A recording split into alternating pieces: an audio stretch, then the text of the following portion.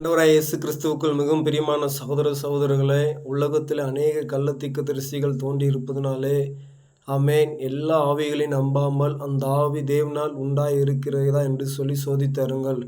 ஆமென். தேவனுடைய ஆவி எப்படிப்பட்டதா என்று சோதித்தரலாம் என்று சொன்னால், ஆமென், மாமிசத்தில் வந்த இயேசு கிறிஸ்துவை அறிக்கை பண்ணுகிற எந்த ஆவியும் ஆமென் தேவனால் உண்டானவைகளாக என்ன செய்ய இருக்கிறது.